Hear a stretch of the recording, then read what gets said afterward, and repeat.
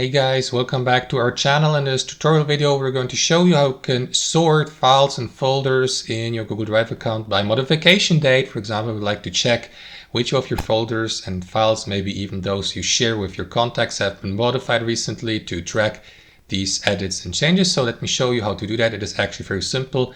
Head over to My Drive and here we see a list of all of your files and folders stored in your Google Drive account, including shared files and folders as well as your not shared files and folders. So what you want to do, guys, is simply click on last modified here and simply select the modification date, like for example last modified by yourself or opened by you.